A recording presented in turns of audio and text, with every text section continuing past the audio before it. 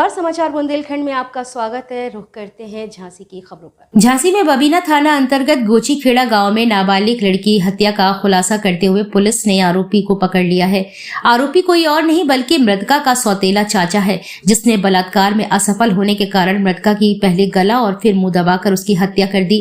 इसके बाद उसकी पत्थर से कुचलकर हत्या कर दी गई है।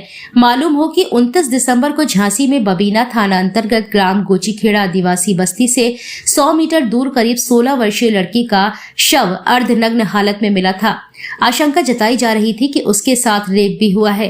पुलिस ने मामले को गंभीरता से लिया और शव को पोस्टमार्टम के लिए भेजने के बाद घटना का खुलासा करने का प्रयास करते हुए छानबीन शुरू कर दी, जिसमें सफलता हासिल करते हुए पुलिस ने हत्यारोपी को हिरासत में ले लिया।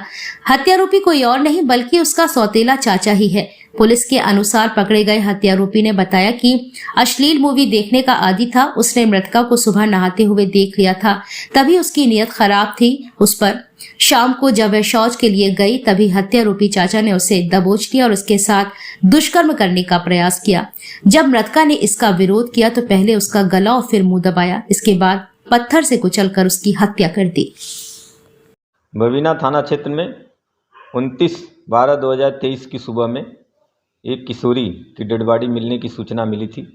इस पे थानाध्यक्ष बबीना तथा सभी उच्चाधिकारी मौके पर पहुंचे थे और पंचायतनामा पोस्टमार्टम की कार्रवाई कराई गई थी और वो पीड़ितों से तहरीर लेकर उचित धारा में अभियोग पंजीकृत कर पुलिस टीमें लगाई गई थी केस को वर्कआउट करने के लिए। आज हम लोगों ने जो आरोपी है उसको गिरफ्तार कर लिया है, जिसका नाम अनिल है। करीब उम्र इसकी 37 साल है। ये जो मृतका है उसका चाचा है।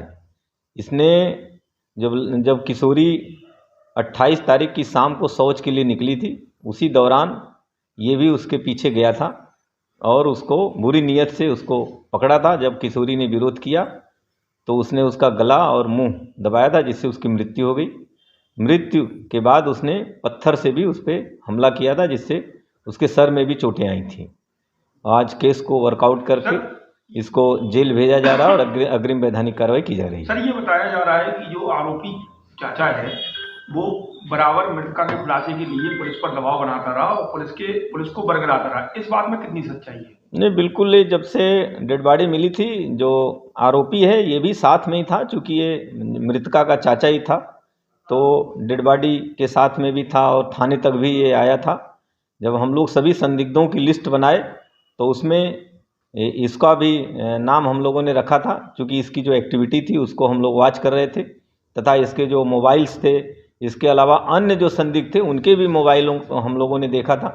जो आरोपी है इसके मोबाइल को जब हम लोगों ने देखा तो इसमें लगातार इसके द्वारा पोर्न फिल्में देखी जा रही थी और बबीना थाने को भी सर्च किया जा रहा था। इससे और इस पर संदेह हम लोगों का गहराया।